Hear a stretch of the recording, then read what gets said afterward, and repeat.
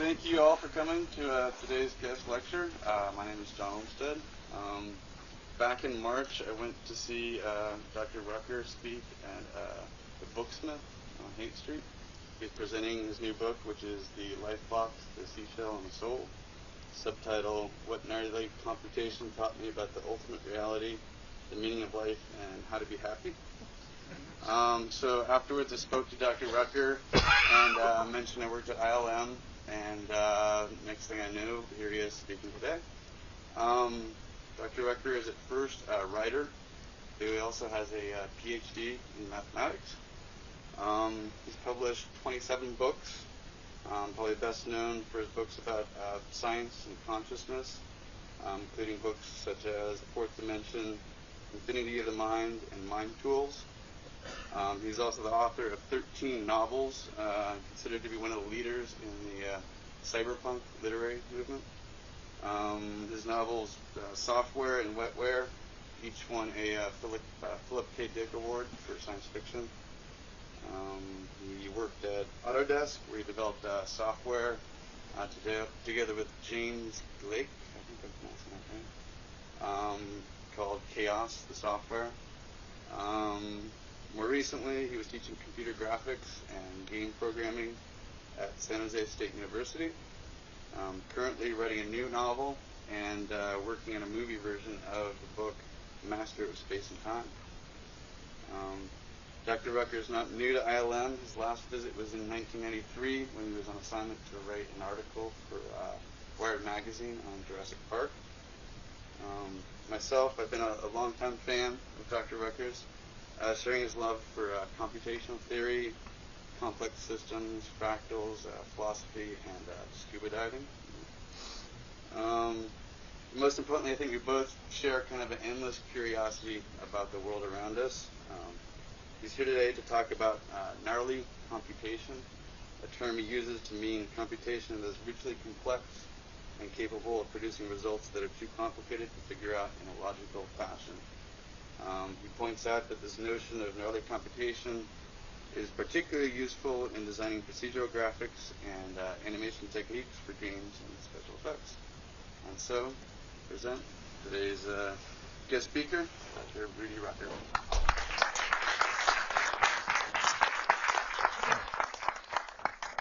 Thanks, John. That was a very, very coherent introduction. I think you touched all the bases. I'm going to talk about gnarly computation, and that illo's made by some shareware I wrote a couple of years ago. You can get it. You can download it at my website. It's called Kapow. And it's also nice to be back at ILM. Last time I was here, as John mentioned, was in '93.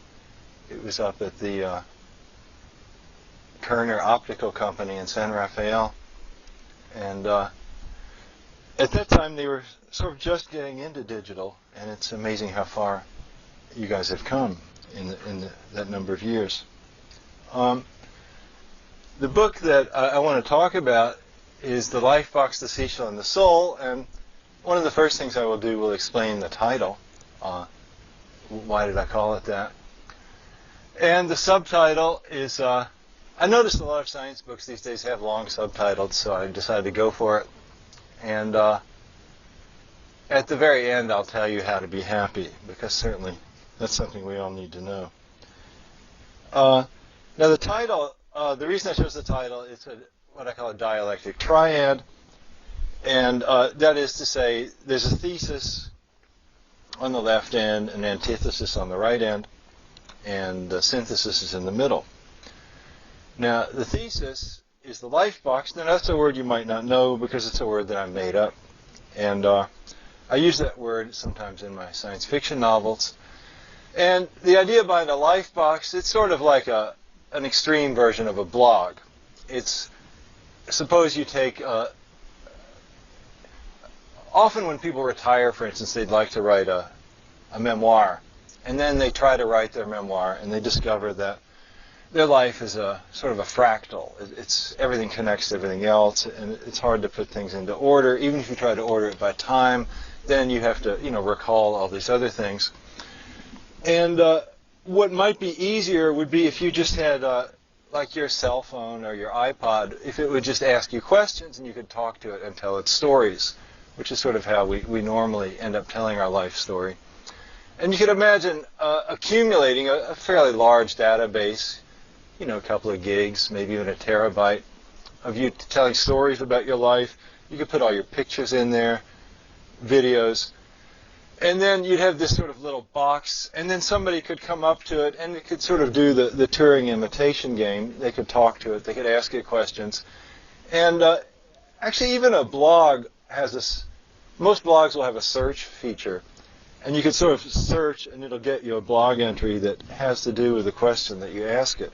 So you could ask this device something, and it could pop up some data that would more or less answer your question, and then you can do follow-up questions. Of course, the missing piece that's been missing for so long, and who knows when we will actually ever get it, would be the AI software that would allow your life box to take the data, everything you know, and then combine it in new ways and create patterns. But maybe someday that will be possible. So that's the idea of the life box, basically making a software model of yourself. Now, the antithesis to that, let me back up just a second before I get into that. The antithesis is the idea of the soul, and the soul is the idea that you're not just, this smart cell phone. You're more than that.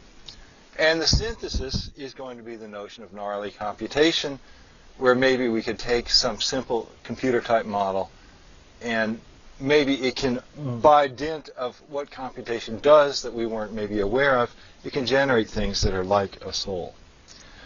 So a little more about the thesis. It could be taken in a more general sense. It's not just ourselves that we're interested in modeling. We're interested in modeling reality. We're interested in modeling the world. This is sort of a popular theme in science fiction now.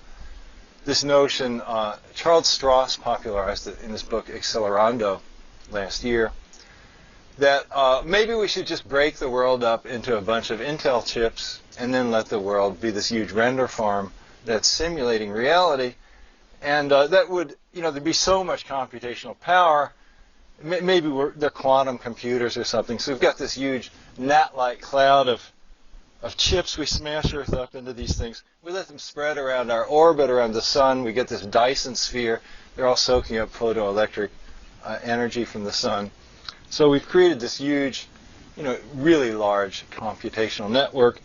And it could model everything that we're doing here. And so there'd be a net gain, because we'd end up with more computational power. All the matter on the inside of the Earth's being wasted, after all. It's just holding stuff up. We could do more. And now I don't actually think that's a good idea.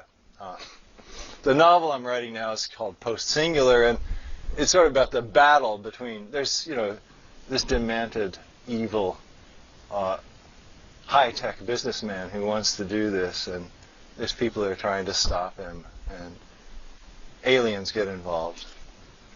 I mean, you don't want to pass up aliens if you're writing an SF book. But anyway, that sort of comes out of this thesis, and Stephen Wolfram sort of popularized this in his book, A New Kind of Science. And I coined the phrase universal automatism, and the idea is the world is made of computations. Now, I actually think this is a good way to think of the world. And it's sort of, history sort of repeating itself. In Newton's time, they were just getting really good at making clocks and these brass instruments. So people would say, well, the world is like a clock. The world is made of clockwork. And so what we tend to do as humans, the technology that we're particularly good at, we like to think maybe that's what the world is made of.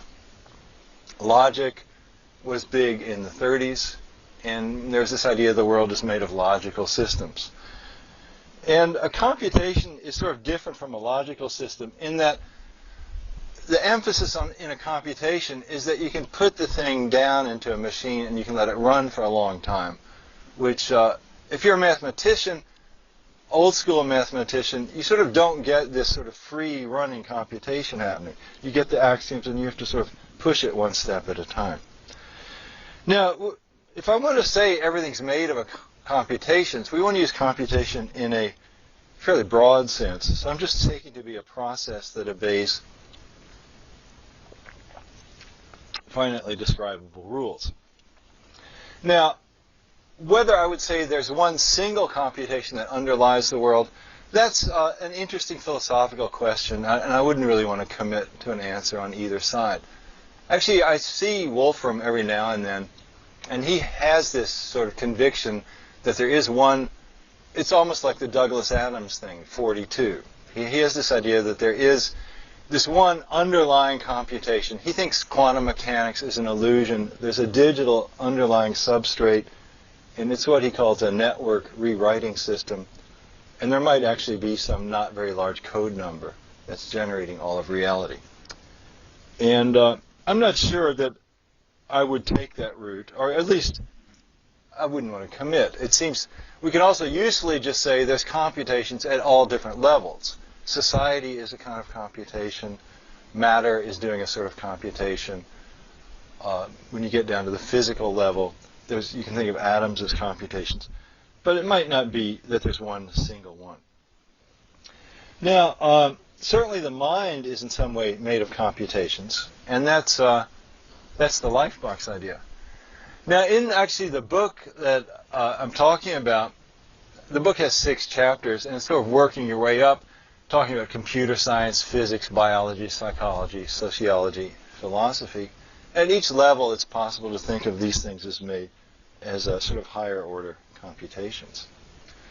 Now, again, I mentioned basically there's resistance to this, and kind of the less technical of a person you are, the more that you would resist the idea that everything is a computation, because to the average person, computers are fairly annoying things. Actually, even if you're technical, familiarity breeds contempt. Right? I mean, the more time you spend with computers, the less you like them at some level. And you always have to fix them. You always have to upgrade them. They buzz. They're an ugly color. There's a lot of things about them that are easy not to like. And so we sort of want to look for things that say, well, look, I don't want to be viewed as a computer. But remember, again, I'm using computation in a broad sense, not just in these beige or black boxes that we have under our desk or in our pockets or in our knapsacks. So, but there's this computation. When you look into yourself, you feel like, I mean, this isn't logic. I'm part of the world. The world is this big cosmic one. You've got your dreams. Every now and then, if you're lucky, you're out in nature or you're tripping or something. You're praying. You get a vision of God. You have this sense of having a soul. And then there's always maybe quantum mechanics can sort of throw a monkey wrench in, and maybe reality is not digital enough to even be a computation. So that's the feeling.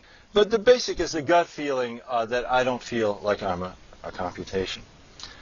Now, the synthesis would be, we can look at gnarly computations. Now I use gnarly, I'm actually using gnarly in a technical sense.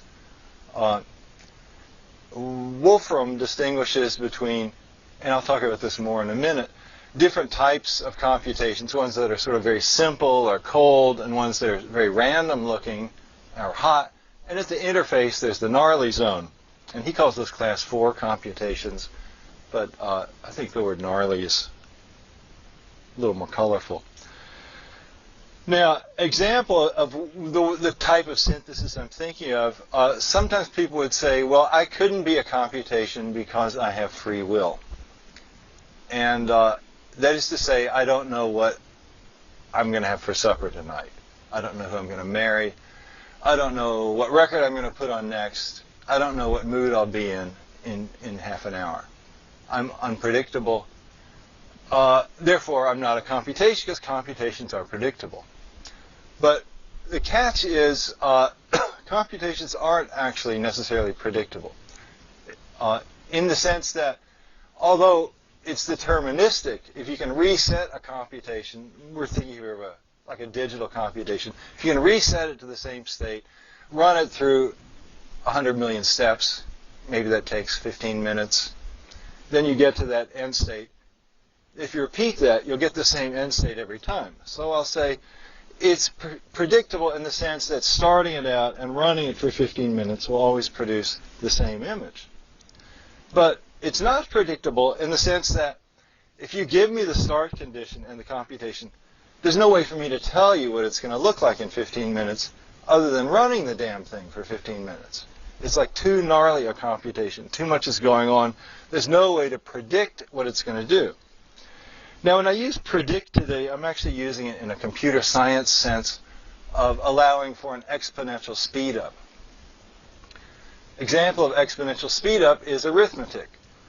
If you use digits in your arithmetic, in other words, you learn to write down the Arabic numerals and add like 1971 plus 742, you just add the little digits and you get the answer quite quickly. But if you were to do it counting by ones on your finger, it would take you, like 10,000 steps or whatever to do that, See, and so by using arithmetic, we get what computer scientists call an exponential speedup. Notice the amount of time that you use is logarithmically shorter. Instead of using 10 to the 10th steps, you use 10 steps. Instead of using 10 to the 30th steps, you use 30 steps. So these radical types of speed up, that's what I mean when we say you've really crushed a problem. And things like Newton's laws, when you do projectile motion, we can do a prediction of a projectile going through the air. If you do like a dx dt simulation, like step it along bit by bit, that might take you 10,000 steps again. But if we could say, I'll just use some equation, I'll do like, y equals x squared minus gtx or whatever it is, and just drop that in, then you say, okay, that way I've crushed it, I can predict it. But in actual fact, in nature, for instance, particles don't move according to those perfect Newtonian laws. Actually, the first computer they built, ENIAC, I guess it was ENIAC, or maybe it had a different name. The one they built at the Institute for Advanced Study in the 40s, what they were using that for, they wanted to use it to try to grind out artillery trajectories. And they weren't going to do it by applying just some formulas. They were going to do basically a brute force little step-by-step digital physics simulation of that. And because they knew that this was a computation that in some sense nature does, but we can't predict it. So my point here is that I could be a computation, but I could still feel like I have free will because there's no way to predict where I'm going to be at even in 5 minutes because the computation is just too gnarly. It's incompressible. It's unpredictable. So that is the synthesis. That's the sort of burden of my book, is to develop this notion that computations can be very rich. Now, why do I summarize that by the word seashell? Well, there's this sort of mascot that Stephen Wolfram adopted. It's the cone shell. They live in the South Pacific. They're very cool creatures. Actually, I have a novel coming out in this fall called Mathematicians in Love. And I got so obsessed with these cone shells, I found out a lot about them. They can eat fish. I mean, this thing looks like an innocent snail, but it has this proboscis. It sticks out and it shoots this harpoon, like a little tooth. It fires out a tooth with poison in it, conotoxin. It hits the fish. It's attached by this tendril of slime. It paralyzes the fish, and then it sucks the slime back in. Its mouth opens up like this big funnel, and it'll swallow this goldfish. And then the next morning you find just this neat packet of snot with bones inside it. And that's so in my novel, there's this character, this sort of sleazy character, a hitman, and he's attacking my guys. And this alien flying cone shell appears and swallows him. And then they find him in in the pumpkin patch, wrapped in snot, and he had this smiley face gold medallion he was wearing, and that's on top of the package. Then the guy's girlfriend's father finds this and gets all mad. He thinks he's a murderer. And of course the cone shell's there. It's hiding in the sand with just its proboscis sticking out. But I'm getting a little off track here, but that's the point of a face-to-face performance after all. By the way, you can see the slides. I'm going to put them on the web. If you go to rudyrucker.com/PDF, there's a bunch of PDF files there, and one of them is called ILM_May 18, 2006. You could look at that. But anyway, the point of this cone shell, it's a certain kind of computation. In particular, it's a one-dimensional cellular automaton. How many of you know about cellular automata? Pretty many of you. Okay. The idea of cellular automata is you take a region like a line or a plane and you divide it up into cells, or little unit-sized spaces. And if you take a one-dimensional one, we take like this row of cells, and each cell can be either black or white. And the cells have an update rule. And the way that a shell grows, there's actually this lip on the mantle where it's actually accreting a little bit of new material on the shell every year. And what it will do, the cells will either be, and it turns out his skin, that thing at the bottom, that's the cone shell's mantle, or his slimy snail foot. And you notice that has the same black and white colors. And what it will do, the pigmentation in a cell will depend on the pigmentation in the two neighboring cells. Now, what I think I will do, I think I'll show you some of these guys for a second. Okay, so let's get out of this for a second. And we've got this software here. This is my cellular automata software. These are two-dimensional cellular automata, which I'll talk more about these in a minute. These are showing here we're looking at, this is 9 different rules, and each of them is running a two-dimensional CA, where each pixel essentially looks at the 8 pixels around it. And one thing, most cellular automata that you've ever seen are digital. And I'm one of the few people who got interested in doing cellular automata where the states are continuous numbers. The famous game of life, the states, there's just 0 or 1. But what I found with a lot of different kinds of digital CAs is they tend to produce this specific kind of pattern that was first observed by the Soviet chemists Belazov and Jabotinsky, actually in Petri dishes, where they would put in certain mixtures of chemicals and they would get these, they called them rotating chemical reactions. But it turns out these forms occur all over the place in nature. But we'll come back to those for a second. Right now I want to show you a little more about the one-dimensional cellular automata. So let's see. Let's look at this one. So if we go here and we could just seed this with one cell. What you'll notice, oh, let me do one other thing. Yeah. So if what we've got going on here, let's particularly look at this one. This is the sort of most interesting one. So let's give him a single cell, and let's pause him for a second. Now, what's going on in this picture is that we're starting with each successive row in this picture is a later time. So we're starting at a given time. At the initial time there in the middle, we had a row of white cells or white pixels, and we colored one of them black. And then this rule, it's known as Rule 30. And the reason being, if you write the lookup table for the rule in binary, it turns out to be the number 30. And what it does for each cell, there's basically 8 possibilities. I'm white, white, white, black, white, white, white, black, white, black, black, white. So there's sort of 8 kind of on-off possibilities for your 3 cells. And we just have some sort of arbitrary lookup table depending what your neighbors are.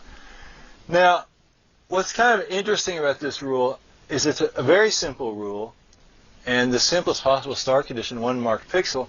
And what happens is you get the stuff along the left side is kind of orderly, But what you have on the right side, there's this sort of growing amount of disorder occurs there.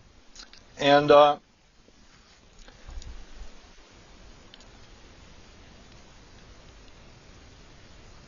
this is kind of an example of a computation which is gnarly, because it would be very hard to predict on the basis, I mean, here I'm at generation 2000. It would have been kind of hard to predict, saying, for instance, if I go to, if I said I'm going to take this rule 30, I'm going to start one single marked pixel, I'm going to run it, whatever, 2,000 generations, can you tell me, is this pixel here going to be black or white? And, you say, well, it's deterministic, so you ought to know. But the only way you're going to find out is to crunch that long computation. You're going to say, well, gosh, what I'm going to have to do is actually run the computation, and we could maybe start it over again. We could say the same thing's going to happen. So one of the kind of morals here is that we can get unbelievable computational complexity out of very simple things. If you're not somebody that does a lot of stuff with computers, you tend to think of a computation as something like adding, 1976 and 789, you get the answer, you're done. But a different way to think of a computation is something that doesn't necessarily stop, some sort of ongoing process. Now, there's another rule that's actually more interesting than Rule 30, because Rule 30 is sometimes viewed as a rule that's, in some sense, too hot, because you get that. What William Gosper, he discovered the glider gun in life, and he refers to rules like Rule 30 as seething dog barf. That's his technical term for them. Now, this is a rule that, this is called Rule 110, and this is a rule this is more what we think of when we talk about a gnarly rule, because this is where we have, it's not like seething dog barf, but it doesn't just die out and do something boring. We've got this kind of interesting patterns moving around where this glider kind of bumps into something and then sets off another glider. And it's, in a way, it's like looking at particles in a kind of a bubble chamber. We've got these little things that are moving around this world. The world wraps, by the way. The left hand matches the right. So if something runs off one end, it's going to come back the other. And so when that glider there hits this vertical thing, it'll set off some other particle sends off. And so this kind of goes on. And depending on the initial state, this can run for a very long time and keep doing stuff. And one of the interesting things about this rule is Wolfram and some of the guys who work with him, a guy called Matthew Cook, were able to prove that this rule is a universal computation. So essentially any kind of computation, like anything like that your 3000 processor render farm can do, in principle, this cheesy little rule could do. If I gave it enough data in that top row and just let it run long enough, I could get whatever I wanted to coming out of it. Let's reseed it so it looks a little more exciting. So, in other words, depending what you put in the first row, you've got this data bouncing back and forth. And again, the notion of a universal computation that's something Alan Turing formulated. The bar is not very high. Any desktop computer you have is a vertical computer, a universal computer. The whole deal is that you can, if you wanted to do something, you get the software, put it on there, and it will then do what you want it to. So we can, in other words, what makes our digital computers powerful is that they're flexible. Now, what we've come to realize is very simple systems can be universal computers. And in fact, lots of natural phenomena are probably universal computers. The behavior of water, the behavior of air, the behavior of fire. Anything really that is doing something that's kind of complicated looking is actually a universal computation. And that turns out to be kind of a significant fact. Okay, now let's go back to the slides now, and let me say a little bit more about these. Whoops. Okay, so as I'm getting at, there are these, we can sort of divide computations up into three zones: too cold, too hot, and gnarly. And sometimes Wolfram distinguishes 4 classes. One's computations that die out. Now, actually, most of the things that you ask your computer to do are class 1. You ask it to do something, it does it, and then it sends up an icon that says, I'm finished. And at that point, the computation stops. So for a computer scientist, at some level, those computations aren't so interesting. Other things that can happen, the computer gets into a loop. And usually when that happens, that's almost always a bad thing. Because you either want it to stop or you want it to be doing something interesting. But if it's in a loop, it's not doing anything productive for you. Then there's the things where you have a program that sort of runs forever. You get some particle system going. And in principle, if you didn't turn the machine off, it could keep bouncing around and doing stuff indefinitely. Or you could have a game. You could have your non-player characters. They could be maybe happy doing stuff in there as long as you left the program on. Maybe building things, killing each other. And there we say, well, what kind of behavior are they going to exhibit? Are they going to be repeating themselves with a fairly slow cycle? Are they going to be essentially doing completely random things? I could just have them basically consulting a randomizer all the time and moving around randomly, and that's not very satisfying. And generally, what we want to see, or what we like to see as humans, we like to see systems that are gnarly. They're doing that kind of in-between behavior, this sort of interface between order and chaos, this place where we have purposeful-looking behavior. And that's the gnarly zone. Now, as I mentioned, the Rule 30 is, it's actually, you can be used as a randomizer. In fact, Wolfram patented it as a randomizer. And when I worked at Autodesk, we did a couple of products there, Chaos and Artificial Life Lab and Cellular Automata Laboratory. And we usually used a randomizer based on Rule 30. But later I found out it's not that great a randomizer.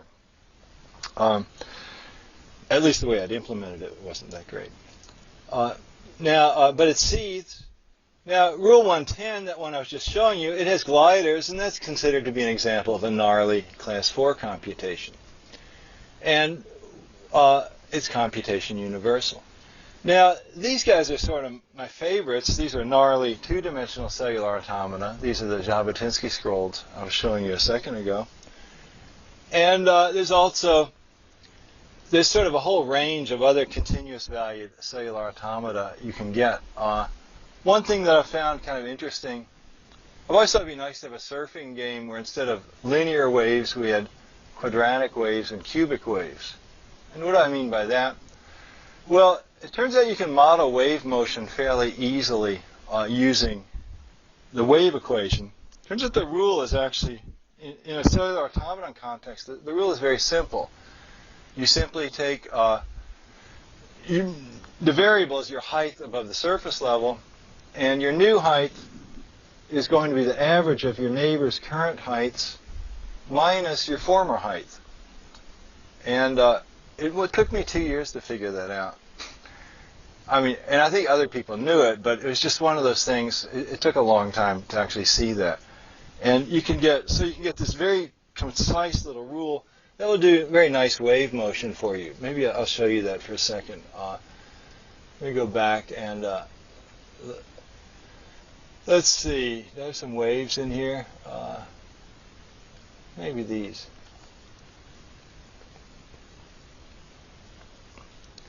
So this would be, I think this is just a regular two-dimensional wave, but we can go and mess it up. We can ding it with something. Let's ding it a few times. And let's do this. Let's switch the view to 3D. Let's just go to a flat view of it. And let's go ahead and do one more thing. Let's ding it a bunch of times. And so we get this fairly nice wave patterns moving around. And this is low res. Now, it turns out the equation that's based on is linear, so that's why that's the physical wave equation. But you could throw in a quadratic term. The first person to ever explore cellular automata was Stanislaw Ulam. at Los Alamos Labs. This was when he wasn't busy inventing the hydrogen bomb. He did this simulation, the Fermi-Pasta-Ulam simulation, and they were curious about what cubic waves would look like. So I've always had this dream of surfing on cubic waves. Actually, I'm writing a science fiction story about that right now. But whether, let's see, which one of these guys is the cubic? This guy's probably the cubic. Okay. Now this is the 2D boiling wave. There's the cubic. So this guy, he starts out looking ordinary, but if we ding him, we'll probably get some more gnarly. So we threw some drops of water into him, and we'll get some rather more gnarly kind of things coming up, I would imagine. But this is, again, I guess I'm just mentioning this because I'm a big believer in continuous valued cellular automata, and they generate a lot of really great patterns in real time. It's always seemed to me these should be used for skins for creatures. I don't know why that hasn't been done that much. I'm seeing some of that happening. Like I was at the Game Developers Conference in San Jose, and I noticed the PlayStation 3, they had a very nice water model. And I know you guys have been working on some stuff too, or using some stuff in your new games. The like splintering wood stuff, which is the idea of being there, rather than, a lot of times games are in some sense a little dull because you're just seeing these pre-scripted things. But if we allow the computation to unfold and discover things for us, it could be gnarly and produce things that we didn't expect to see. Let's see what this looks like in 3D, just for kicks.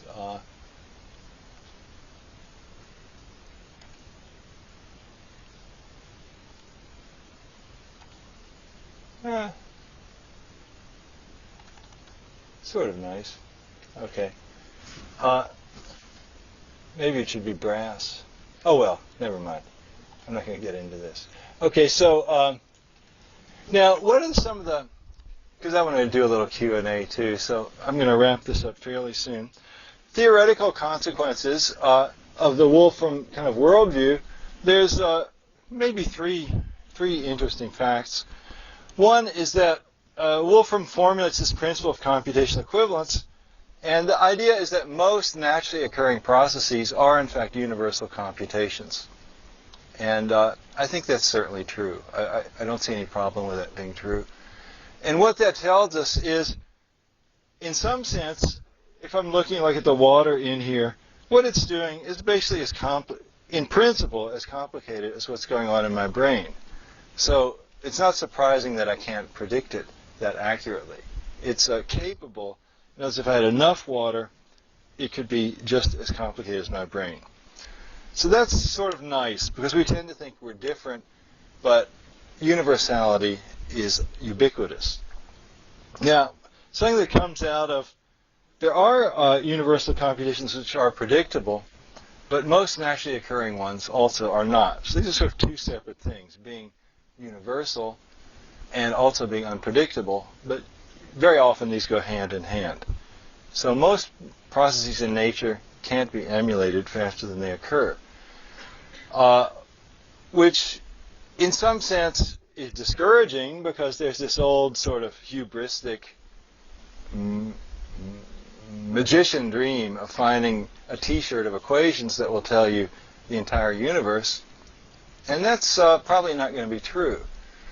And the reason being, again, even if there is a t-shirt of equations that explains the universe, the way the universe unfolds is a computation that is gnarly, unpredictable. You can't predict what it's going to be like any faster than running it. So in some sense, knowing the formula doesn't do you any good, because it's the details of working it out.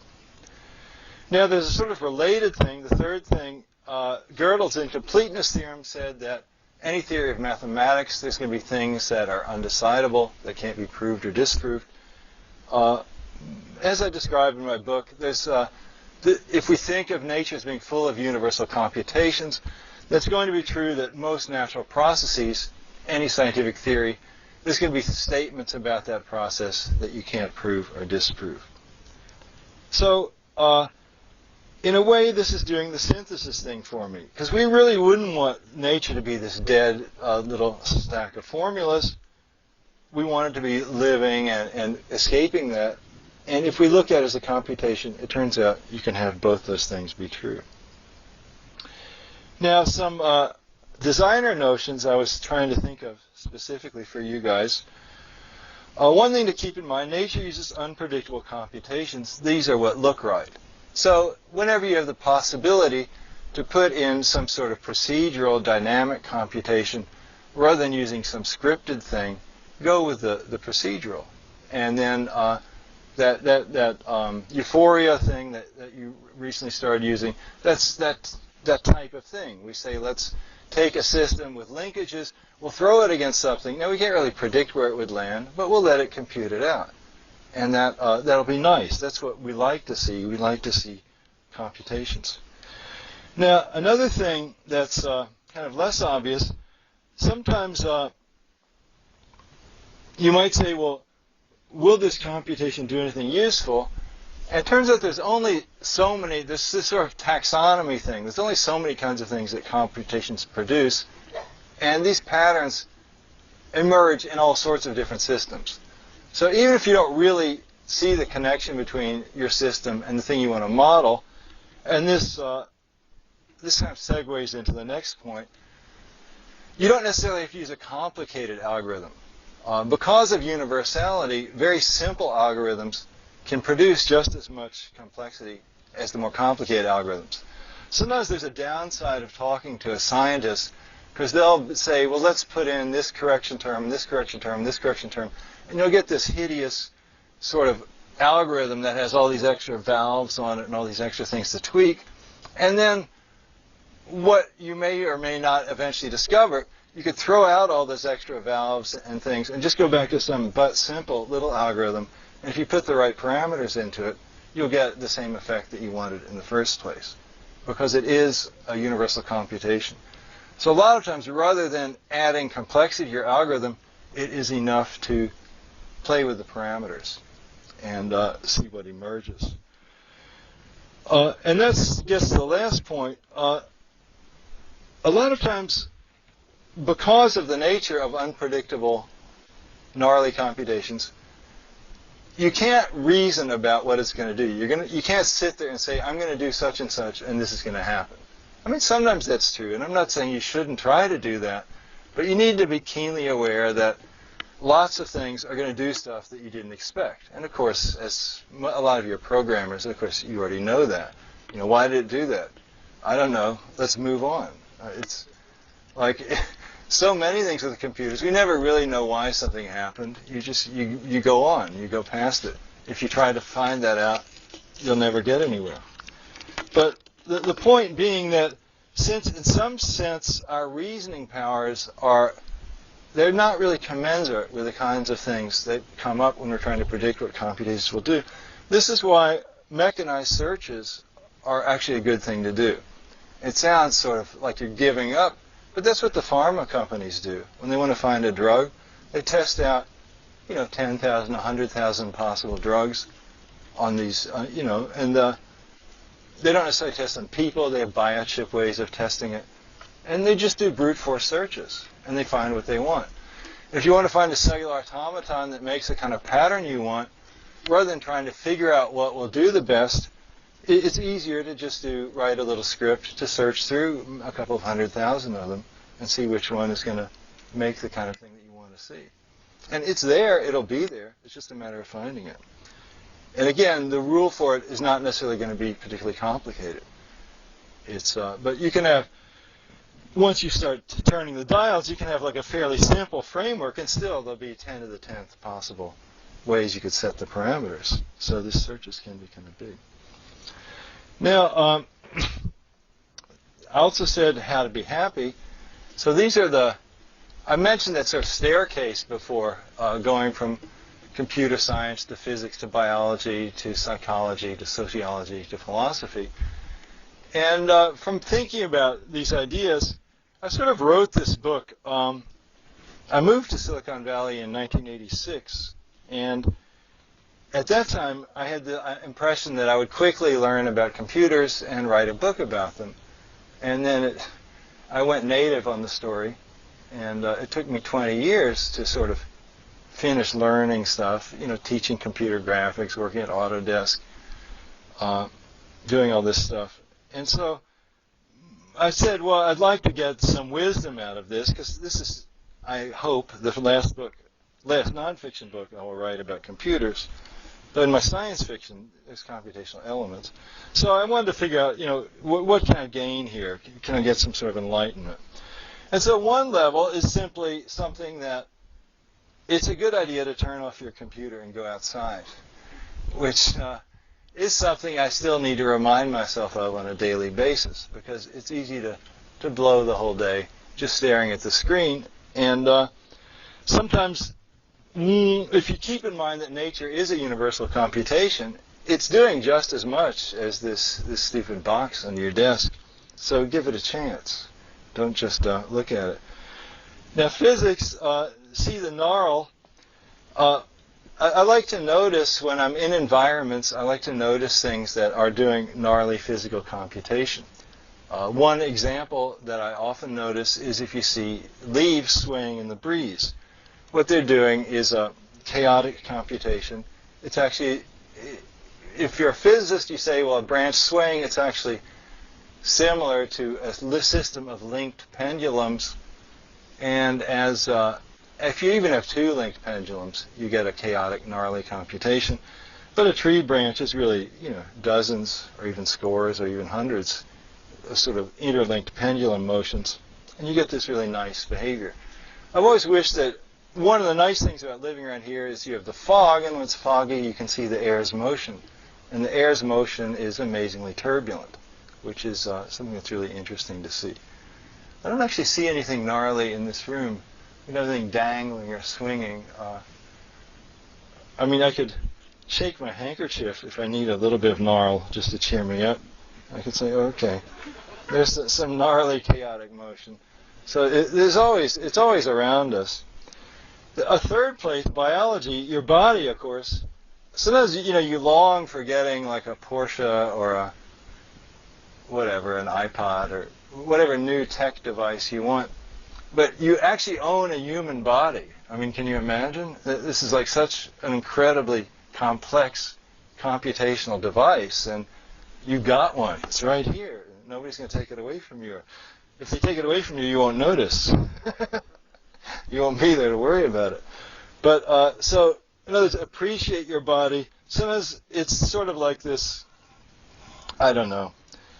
When you see anti-environmentalists, sometimes you get linked into this religious right view that Earth is just this piece of shit that we're supposed to use up so we can get it over with and go to heaven. And you don't want to think about Earth that way. You don't want to think about your body that way.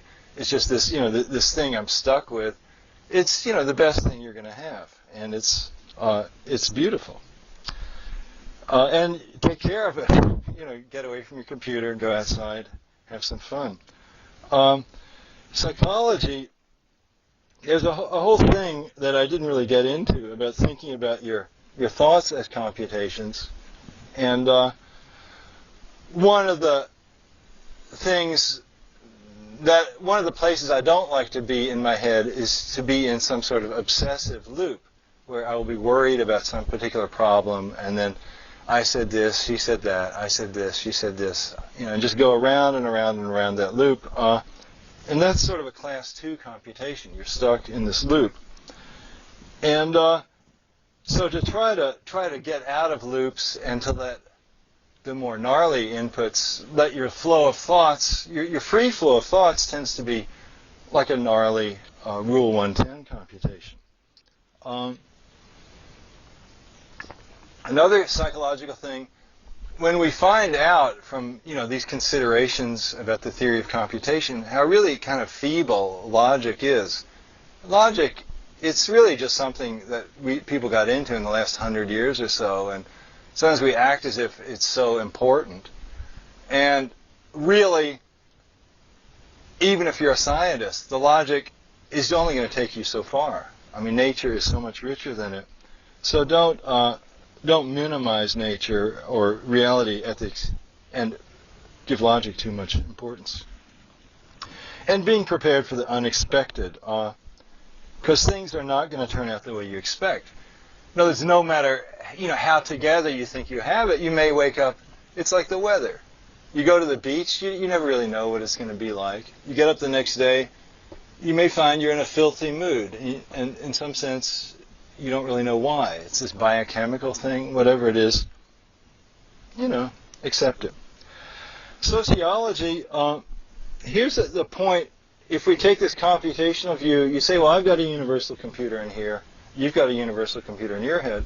You're actually, as rich a computation as I am.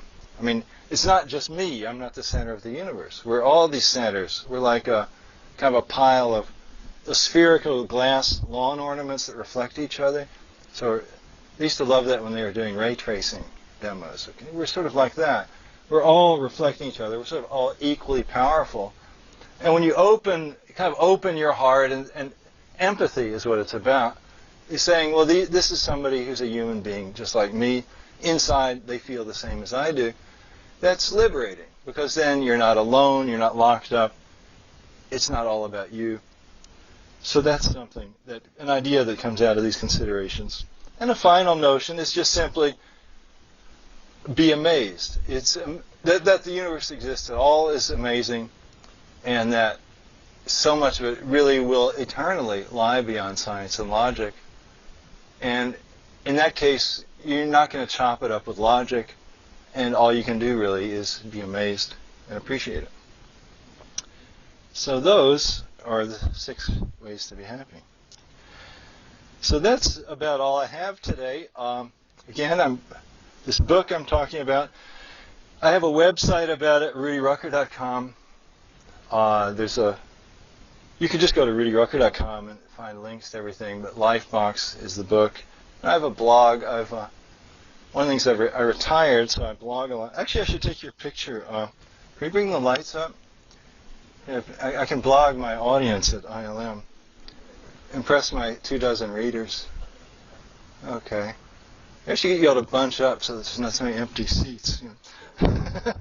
This is actually a very good crowd. So thanks for turning out today. And that's it.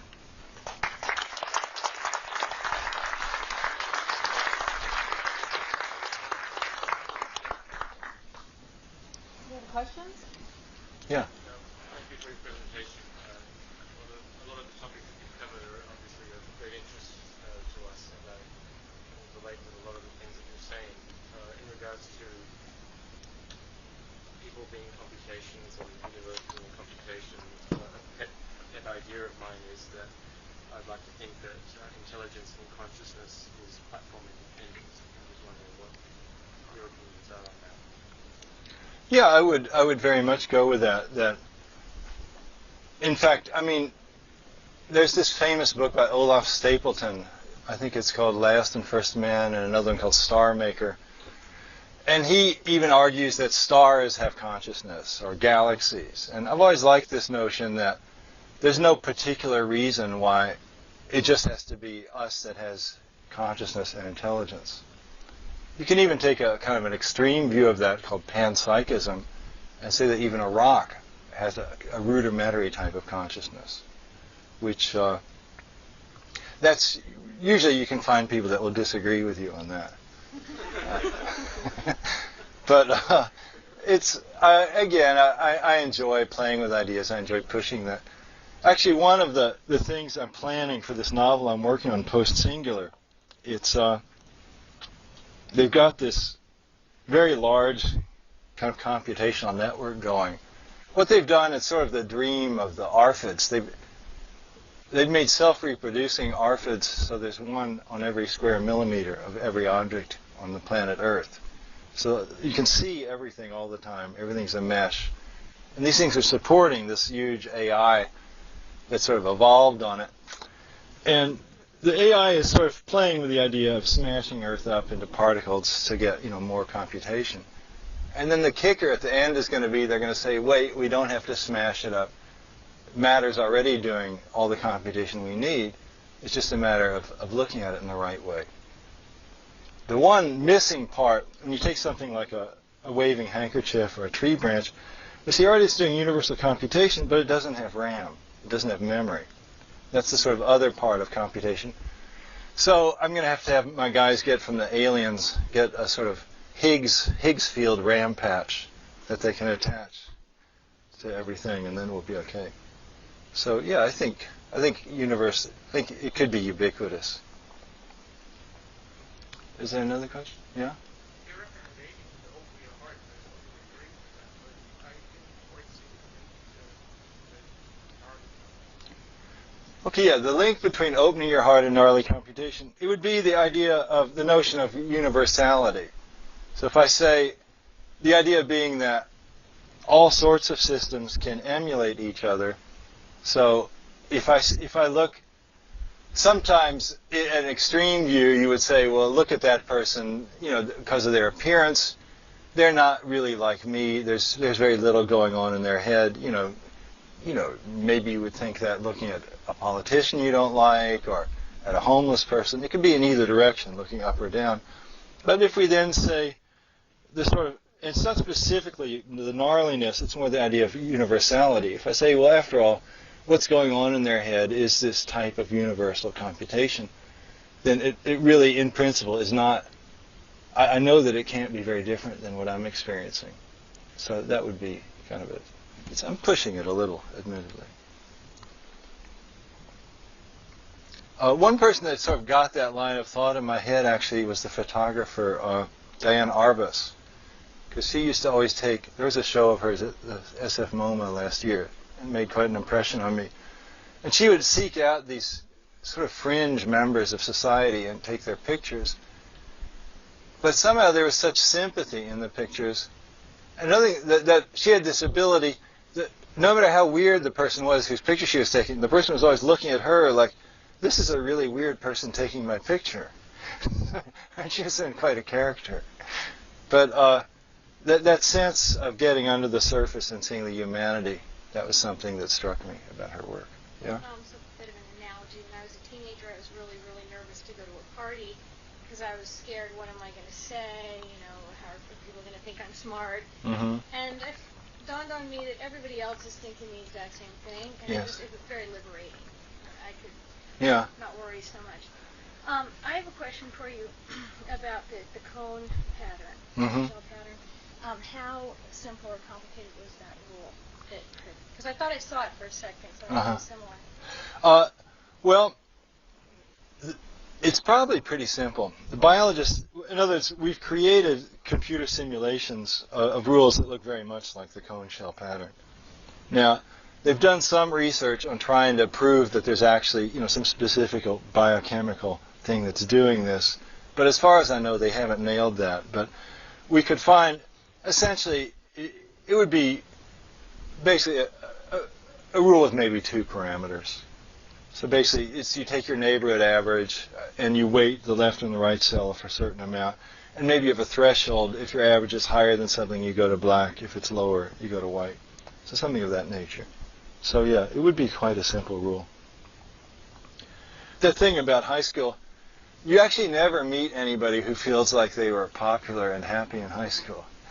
I mean, this is like unicorns, Everybody thought these people existed, but everybody says, no, I was a wreck, Yeah?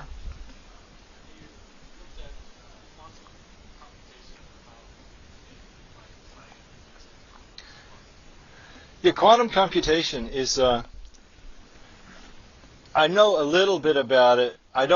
This other stuff I have a fairly deep knowledge of from programming and teaching. Quantum computation, my knowledge is more at the superficial level of somebody who's read some popular books on the subject. I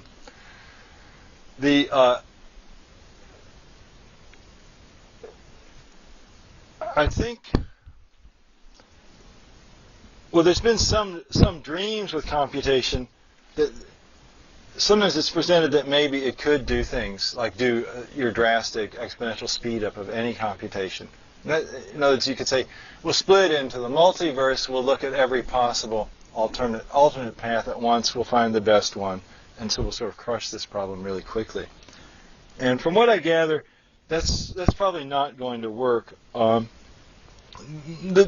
hard thing is, even if you did have a computation that manages to split into, Google many branches, there's no way to pick out the right branch, because you're still stuck. Then you have to interfere the branches together, and you get up with a single answer. So it could very well be, though, that quantum computation will, that could certainly keep Moore's law alive for a long time and keep getting us that steady increase. But I don't see it, at present at least, I don't see it as producing an utterly radical break in the sort of limitations and theorems that we know about ordinary kinds of computation. But I do see it as providing increasing linear speedups for a very long time to come. And also, the simplest idea of a quantum, I think and the sort of thing I'm playing with, again, the thing I referred to in post-singular, if we want to view matter, ordinary matter, as being a computer, the best way to say it's going to be a quantum computer. Because matter is dominated to a large extent by quantum things that it does, absorbing and emitting photons. And loosely speaking, one thing I heard somebody say, whenever you shine light on something, the light bounces off. It's doing a quantum computation. So that's so I think there's a lot of promise in quantum computation. But it's exciting. We'll know more about it. That's all I can say. Yeah? Do you believe that fundamentally the world as a calculation is mechanistic? That's kind of like the universe theory. Well, The universe theory. I think I'm comfortable with that, because in other words, if it isn't deterministic, then, what's the randomizer? Where's the random noise coming from? We've got the whole universe. It's sort of like a closed system. And it seems like, and we know... Why would randomness have fundamentally any less likely than determinism? Where's the determinism? Well, the determinism, you could say I've got this rule, and that's generating it. Or it could be maybe another thing that's people don't talk about enough is that there could be an infinite descending number of levels. So like quantum mechanics could just be this sort of marine layer of fog, but under it there's another layer, and then there's another layer, and there's another layer. And maybe the layers, maybe they go on forever. It's not impossible. It might relate to, it's sort of like the numbers. You sort of never run out of numbers to count, and maybe you would never run out of layers to find in reality. But it just, I guess, why I don't like the idea of nature being fundamentally random, I don't know. I just find it annoying. Well, the alternative that free will is just an illusion. It's like that. Well, if you want to base your free will on, like, say, random quantum decay, what kind of free will is that? That's, you're waiting for a Geiger counter to click, and you decide who you're going to marry? That's no good either. But it's something you could chew over a lot. I discuss it a certain amount in my book, too. I don't really mind. It's rather rare that I do something totally for no reason. By the time I make a decision, I usually have a reason for doing it. I once talked to Kurt Gödel, the famous logician, and I said, well, what if I could predict what I was going to do, and then I did the opposite? Wouldn't that prove that it's impossible to predict? He said, why would you do the opposite of what you want to do? It's kind of stopped me.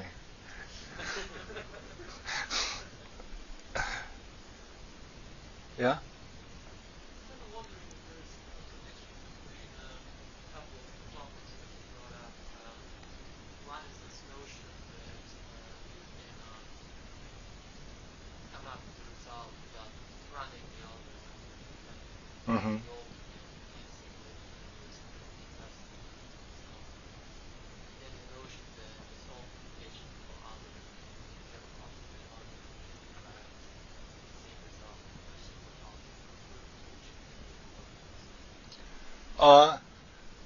Okay, I see what you're getting at. Because I said you can have a complicated algorithm, and then maybe something that has 50 parameters, and maybe I could find an algorithm that only has 2 parameters, and I could generate the same kinds of patterns with both of them.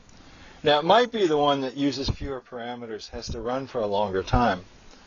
Okay, and you were saying, is there a contradiction between that and the idea that most computations can't be speeded up? Most computations can be speeded up by a linear factor. That's why we buy new computers. We're looking for linear speed up. Instead of my megahertz chip, I have my gigahertz chip. It's going to run 1,000 times faster. You can get linear speed ups. The kind of speed ups that I'm saying you normally cannot get. You can also, any computation, even without getting a new computer, if you get more RAM, you can use hash table techniques and lookup tables. You can build these lookup tables and get a lot of speed up that way too. That's the other way to get speed up. But the exponential speed up, where we totally crush it and we say, we don't even have to turn on the computer, I can do the answer on the back of an envelope, that's the kind of thing that I'm ruling out. So again, if I say I can find a simpler algorithm that creates as interesting behavior as the more complicated algorithm, it might be, there's no real contradiction there, because it would be, again, it might be that the 2 take the same number of steps to run, or maybe that one takes 10 times as many steps as the other. But it's not going to be that one takes a logarithm of the number of steps that the other one takes.